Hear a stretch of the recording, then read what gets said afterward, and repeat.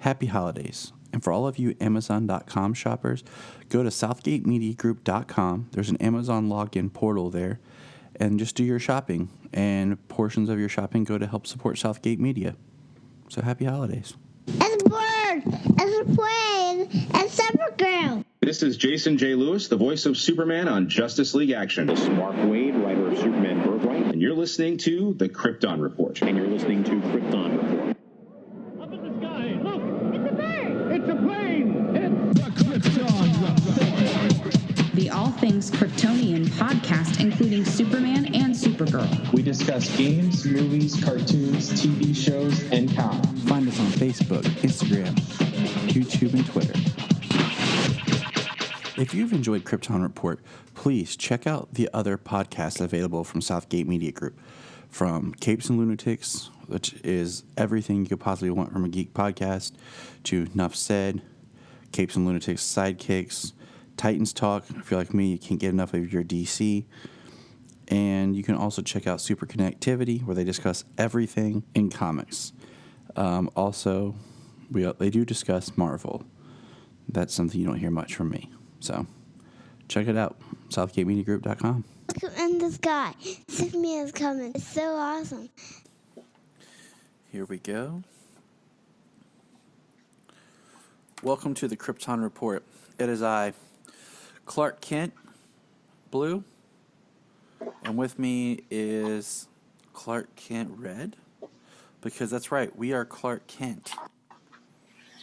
And we're here to discuss the comic book issue of Superman number 18 by Brian Michael Bendis and his new run. So if you haven't been catching up on the comics, you might want to skip this episode. But we're going to talk about it because it is a pretty big issue and just something I think we just kind of want to discuss and point out. So Wonder Woman is calling him. It's that time of the day, you know. She has to make sure he's okay. Yeah. All right. So let's dive into this and let's kind of... So this is your last chance. If you haven't read Superman 18, spoilers, or if you have not, catch up with the run. Here we go. Okay. So in this episode, Superman reveals himself to be Clark Kent to the world. He's giving up his secret identity. Everyone's going to know who he is. And before we get into the actual book, let's talk about, there were some times in the past that this has happened in comics past. Most recently, this did occur when the New 52 was ending and we were in that weird, awkward phase they called the DCU, as in DCYOU, which was like that post New 52 before Rebirth when they tried, Bruce Wayne not as Batman. It was Commissioner Gordon in that like exosuit. We got the Batgirl of Burnside. You guys remember that?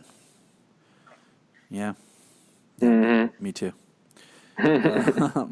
That's also the time where they try to make Aquaman in the comics a little bit more towards the upcoming Jason Momoa style, and that was before.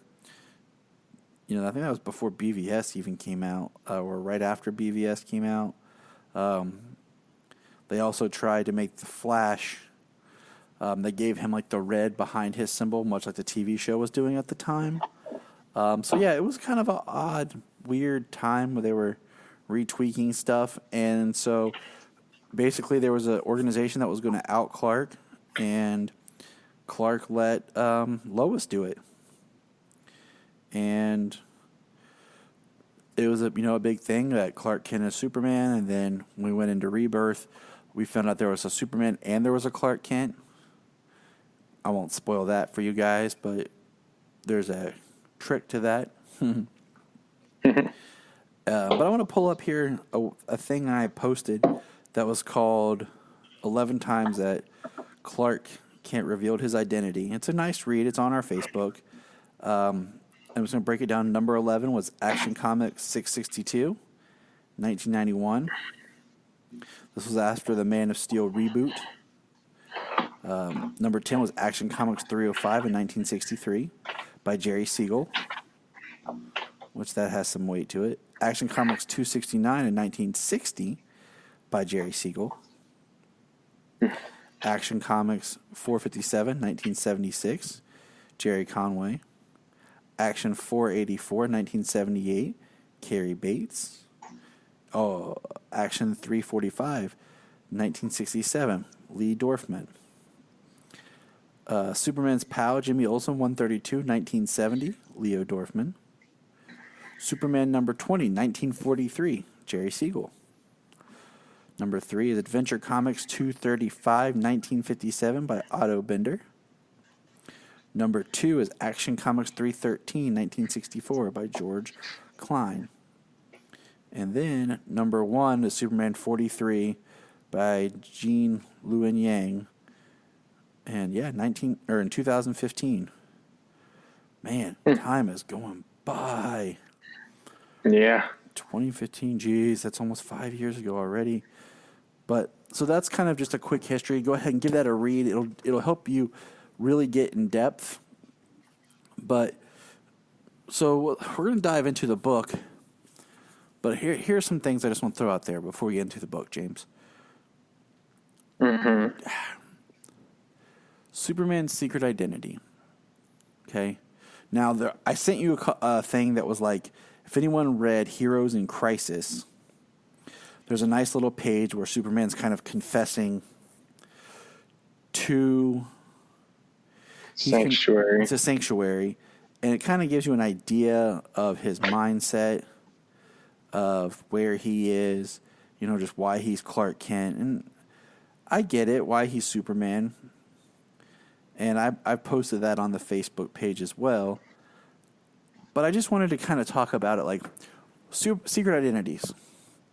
It seems to be the thing nowadays in all superhero shows, movies, comics, whatever, that everyone's ditching.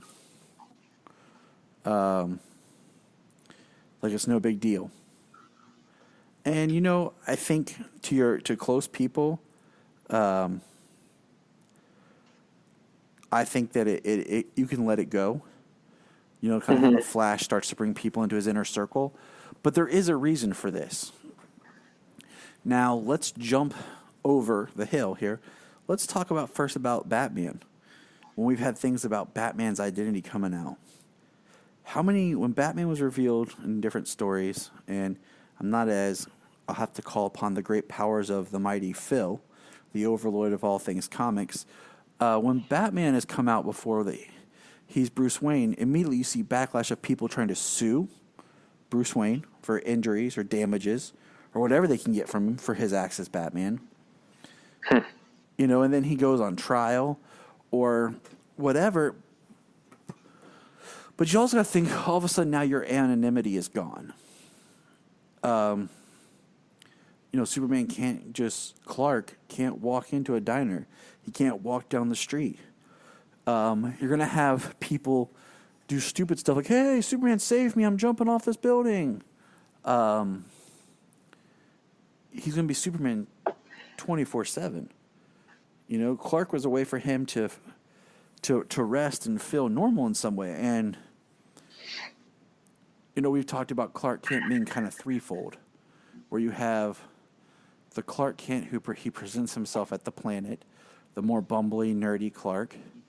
You have Superman, which is like this ideal man, God-esque hero, not, no errors. And then you have,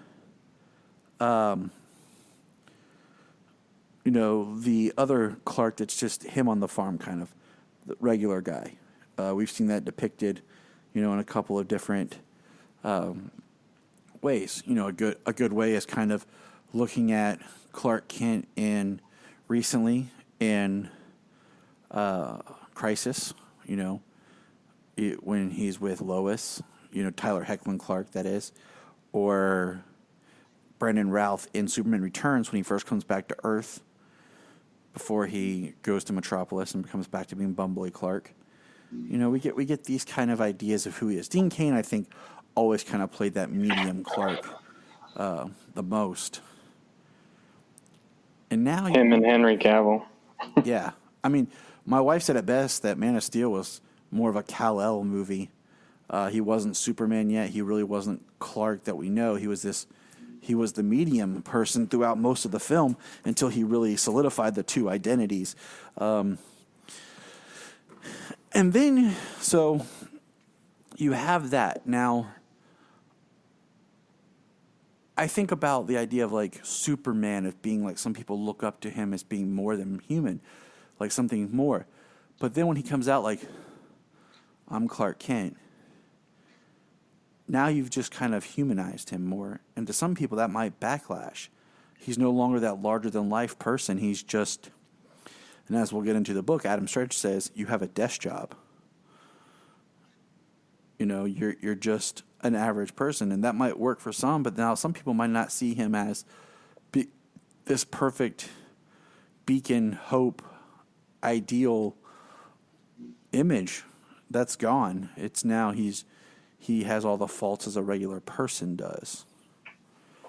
So I mean, I know I'm kind of going on here, but you know, it would be hard for some people to kind of start to reconcile the factors of Clark in the threefold. So I know I'm kind of going off James here and just talking all by myself. Let me let you talk. Go ahead and say some things. Well, you were talking about like Superman's image, the larger than life and not flawed and everything. Like this far into his career, like he's made mistakes, and his mistakes are large and they're, you know, they're public. It's not like these things are hidden. So like I can definitely see like early on, you know, that image being so important. But now at this point, and especially, you know, the way that they tied this stuff together in this issue, for him to want to be honest, I mean, I think it worked well. I mean, to see where it goes is another thing. But, you know, like you brought up Heroes in Crisis, and perhaps they were seeding that when he started to talk about his difference of being Clark Kent and being Superman. We had to make them different. Mm-hmm. You know, that the quote is Superman trying to be flawed, or is Superman Clark trying to be better? Like, is Clark Superman trying to be flawed, and like two personas where he exists in the middle? Like he has to act more extreme one way or the other all the time. Like that's a pendulum swing. And even for Superman, that would eventually, you know, that would probably take your toll on like, who am I all the time? Right. Yeah. I mean, I see reasoning behind it. And we're going to get into the reasoning because you brought up a great point. You know, I think about that moment of peace, like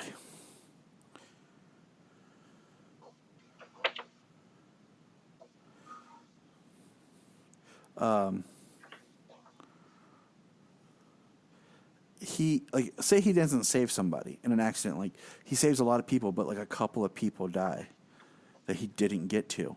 He feels guilty, and now those people can harass him. Like, you didn't save my kid. You didn't do this. You know, calling Clark Kent.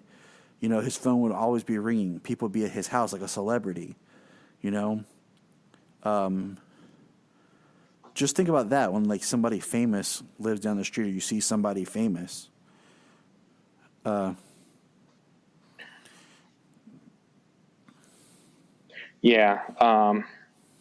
Certainly thought about it. There's plenty of stories that incorporate that. I mean, you know, you talked about, oh, Superman saved me, jump off the window ledge like in Smallville. Just to have him save him for no other reason than a smile, you know. Mm-hmm. So it's sure to present its problems when it comes to to Clark and his life and Superman in his life. But I mean, the way it was written, you know, he felt he needed to do it, and you know, now in this one, like in this story, he's been Superman, so you know he's kind of led by example to try and be, and hopefully he will think that at some point, maybe not immediately, but at some point, people will kind of recognize and be more mature in the fact that, oh, like just because Clark Kent is Superman, like I don't think that's going to make Clark Kent the most recognizable person in the world too, because only a number of people know Clark Kent, and everybody just knows Superman as the symbol. So I mean, the name Clark Kent is going to be synonymous, but still people aren't going to just, everybody's not going to just see him and be like, oh, Clark Kent, oh, Superman. Yeah, but you think about... Sometimes it will pass. Sometimes he will pass unnoticed, but it is, you know, like celebrity. Yeah, I mean, I think about just with our technology, how quickly and we can upload and, you know, put information out there, how quickly you can find out, oh, that was Superman. Was that Clark Kent? That's Clark Kent. This is where Clark Kent works. Dude, Superman. You know that Superman's Clark Kent? What? He works at the Daily Planet. We should go. Yeah, man, let's go. But, okay. So now let's start with the idea of truth. The idea Superman's always been, you know, Superman doesn't lie. He tells the truth. But he's always had to create a lie in a sense of his secret identity. And now he just wants to live his life as one. And, you know, he has his wife. And he has his friends. And it's interesting to see how it's going to play out, because you'll have people resent him, feeling like, you know, like they always joke about Clark wrote a story about Superman. He wrote about himself. So is there legal ramifications for that? What other legal ramifications will there be for his behavior? Is there, you know, other things that are going to come up that he didn't even think of? But he wants to be truthful and honest that this is who I am, this is what I stand for, this is all I am. Will people harass his parents?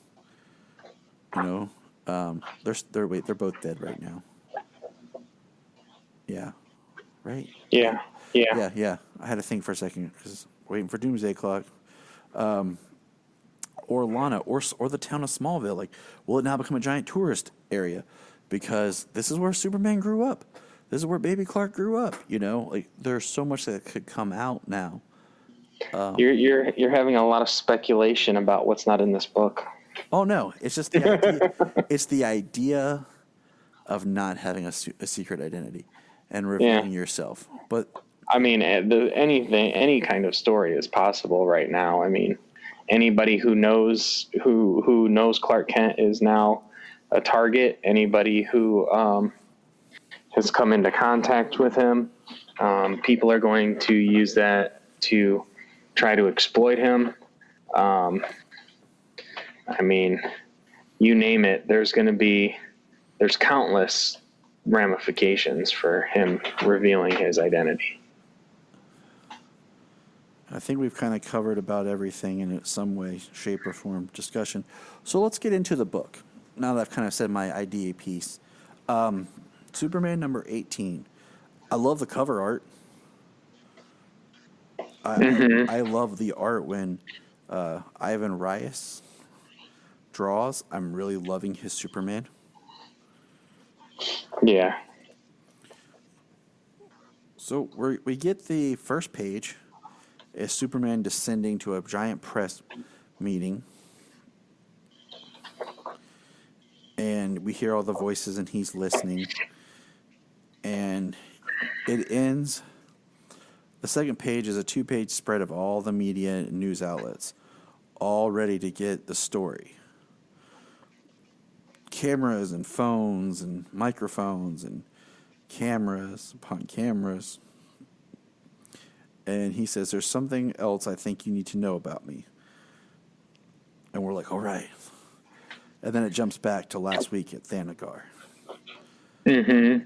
And, he has an interesting conversation with Adam Strange, where he basically starts to tell him, I'm not Superman 24 hours a day. Like, I have a life. There's a joke. He says, do you know I have a secret identity on Earth? He says, is it Batman? Please tell me you're also Batman. But he's trying to explain it and talk to Adam Strange, and he says, I have a job. He says, of course I have a desk. I have a job. And he says, you have a job like insurance? And it just kind of shows the people that are only accustomed to seeing him as Superman not being able to reconcile that he would have Clark Kent, that he would be this one and the same. It's interesting. He talks about, I think of all of Jor-El's secrets, all his little dirty secrets. It started with one. They started to pile up, but it started with one secret. And, he sees having his secret identity as a secret, hence the term secret identity. Right.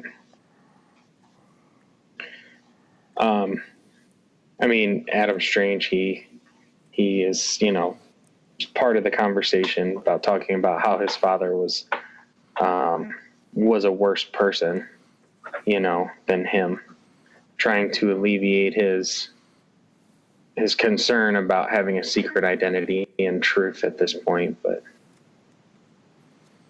the next page, the art is beautiful. Like, this next page has no dialogue. It's all done with the art. And it's Clark, as in, like, glasses and suit and tie, Clark Kent, getting off the elevator. Yeah, Clark Kent at the Daily Planet. He's walking through, seeing all the different, like, newspaper articles, which all have famous comic book cover art on it. He's at his desk. He's looking at Jimmy, Perry, uses his hearing to see Perry's heartbeat, pulse. And then we get the last panel is him walking towards Perry's office with his tie. Next page is complete art. He walks in, Perry stands up. Perry, like, just from the backside body language, looks angry. And Clark opens his shirt. Perry sits down. Perry walks over and hugs Clark. So the thing about this is, the thing about this reveal to Perry is, like, he's angry. Clark came in. He responds. His arms drop. He collapses into his chair after he sees that. But then he just goes over and hugs him. That's like the idea that Perry has known for years who Clark is, and he's the thing that has taken him by surprise is Clark's trust and revealing it to him. He never thought that it would that he would reveal it to him. Right, and that was a thought that I had, just the way they did it without dialogue. It's beautifully done. It's beautifully done.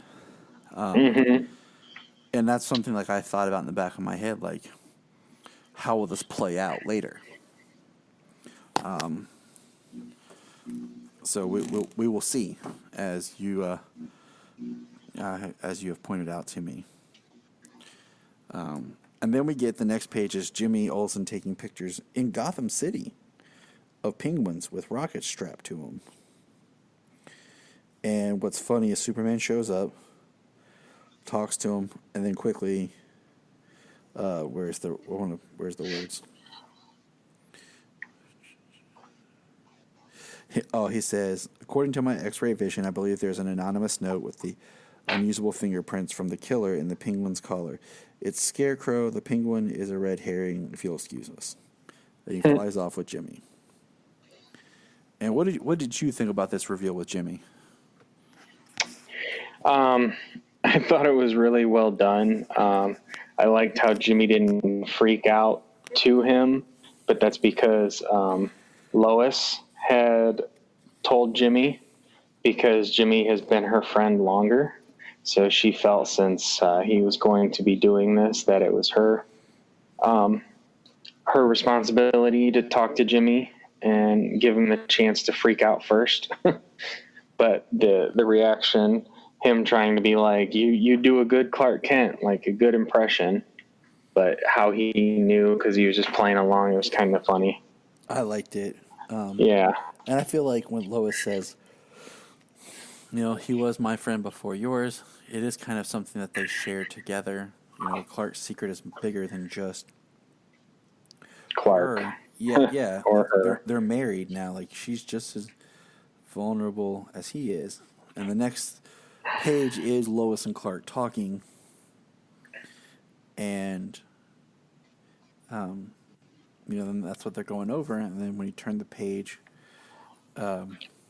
we have him tell him more at the press conference. And then the final panel is, my name is Clark Kent.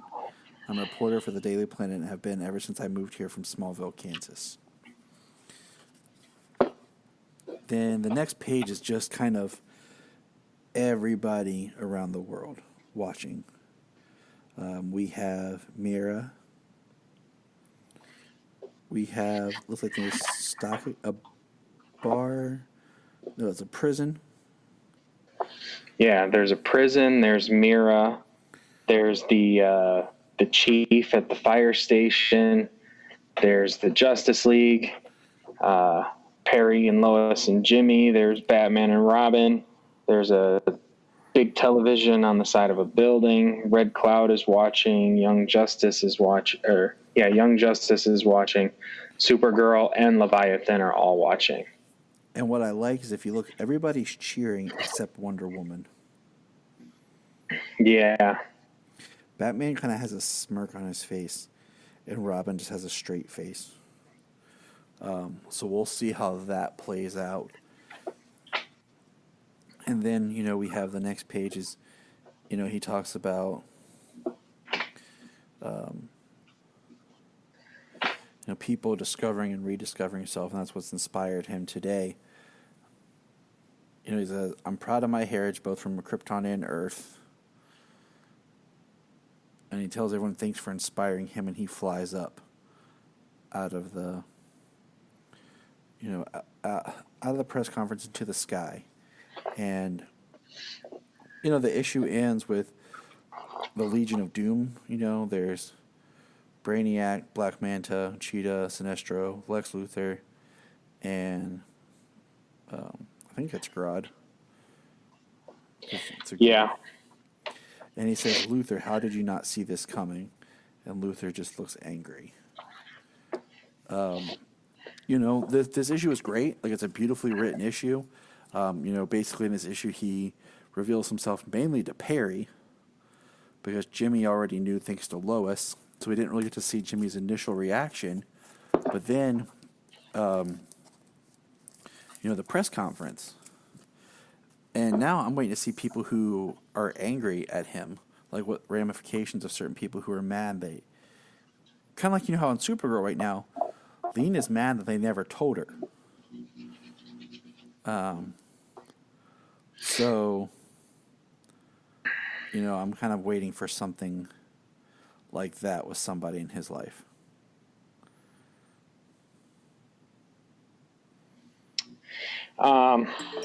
We'll see what comes about of that. My big interest here is, like, so Superman has not had a year of villain header going on. So Superman seems to be happening concurrently, but before Justice League, because Luthor shapeshifts. Wow, that was loud. Yeah. Luthor shapeshifts from his Apex Lex form into a suit and tie, and he's sitting there. So, like, this is happening at a similar time during this whole totality and everything going on, but also it's never been connected. Like the Doom symbol hasn't shown up in the sky, and he hasn't had any Year of the Villain issues. So, like, how is this fitting in, and is this going to have any impact on the? Is that going to have any impact on the Year of the Villain stuff? The Doom taking over the world. Yeah, I mean, like you said, it's all kind of we'll see, but I mean, it just felt like this was the issue that was kind of great for Superman. He's like, man, like I was able to tell people everything's upbeat, Mm-hmm. I think this was a good issue. I would say that Bendis really nailed the writing of this issue. Mm-hmm. The reveal, the characters, the reveal, the characters, the character interactions. I mean, the art says a lot. It's all beautifully done. The spread pages, the reveals to the characters. So, yeah, this was a good issue. Very well done when it comes to Clark Kent revealing his identity.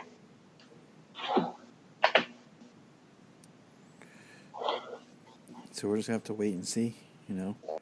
This is it's a big turning point. At one point I was thinking like, what do I want to do? Do I want to keep reading Superman? Just because Bendis is, it's like he has good ideas, but he just draws them out that I feel like I'm just getting so much little nuggets that I'm like, I just want to wait for a trade or something. But yeah, I haven't decided yet.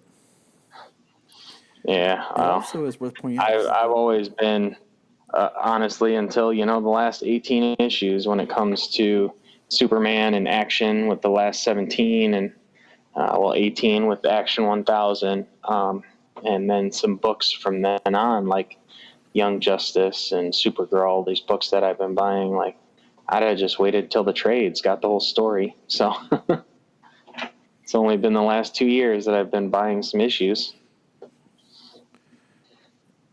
And, I feel that, how's this going to impact action? It'll show us where action's taking place right now. And I noticed, like, looking at the list, like, every time that Superman revealed his identity, it was always in Action Comics mostly. It wasn't really in Superman at all.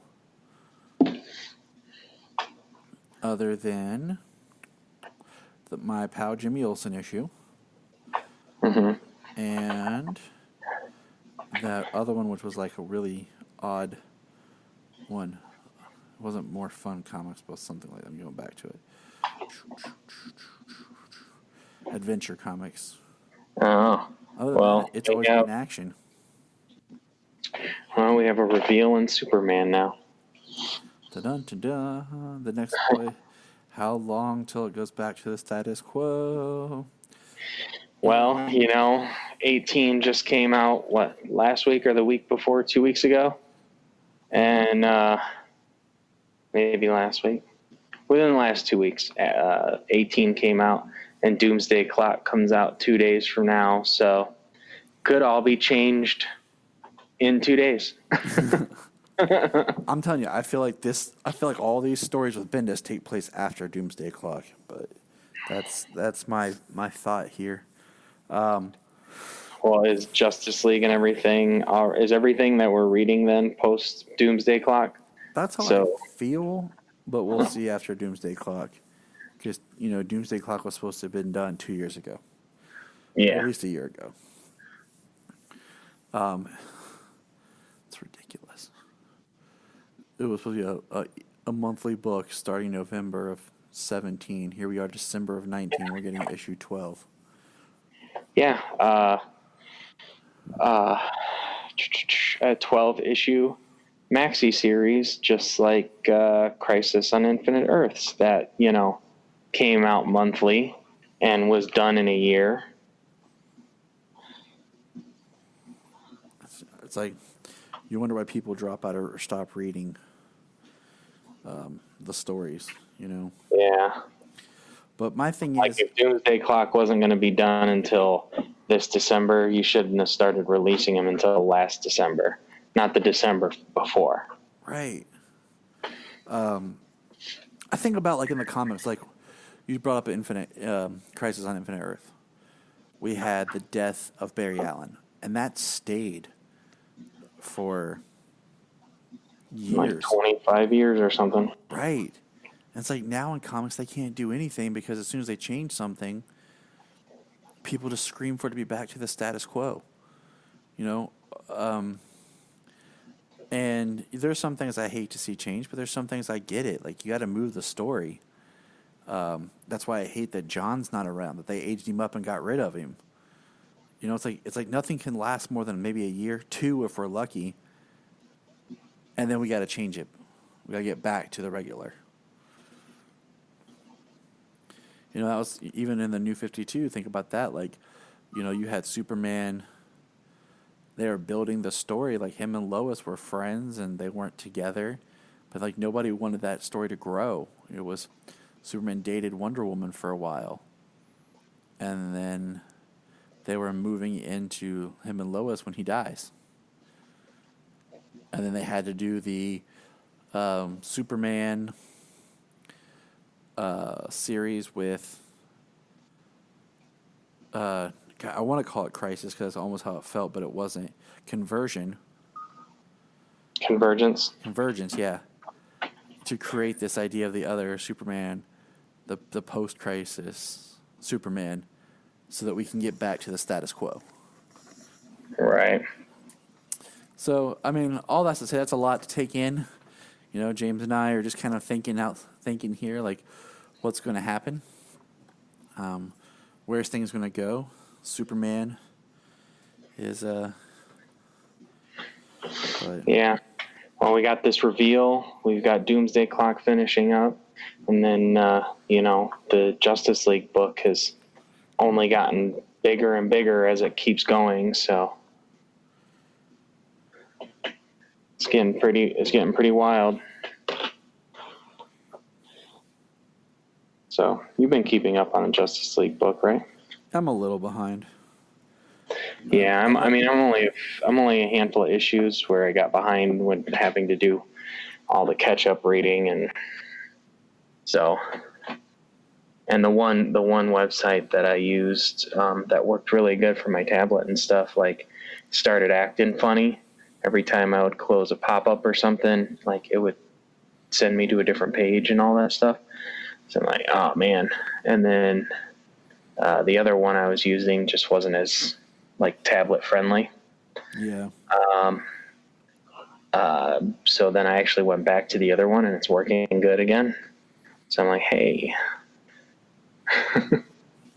So I actually caught up on the Tom King Batman from, like, issue 78 or 79 up to 84. I got to catch up on Batman. The last one I read is when Bane killed Alfred. So I've been reading all of those. I kept up on that for a little while. And now 85 is coming. It's going to be the last King issue. And then we're going to have, is it Tynan going on? And that's cool. He does great work. I mean, he's been working on Batman stories, and he's worked with King and with Snyder. I feel like the quality won't really lose anything. No. I've enjoyed what I've read of his so far since Rebirth and everything. And so I'm looking to see a new writer on Batman. Some of Tom King's issues were good. Others were just like, meh.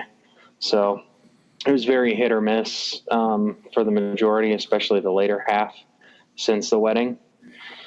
And I was reading it, and, like, some of the stuff's good, but also, you know, you kind of feel like it's a scramble to get to issue 85 and get them off. So we'll see how it turns out. I don't want to spoil it for you the way the way it's written or the things that happen in it. So, All right. but number 85 will be out this week too. So read that online and see what the new creative team has to offer when we move forward. All right. Any other final thoughts, James? Go read Superman 18. It was a good issue. Yeah, and give us your feedback. Just concept of no secret identity or just the book itself. It's a very quiet book, but it's a very powerful book. Yeah, it was quiet. It was very personal. All the interactions he had, even when it came to the reveal in front of the world. So it's very down to earth, very personable, and it leaves on a he leaves it on a positive note, and see where it goes from there. Look up in the sky. Look up in the sky. Look at the sky.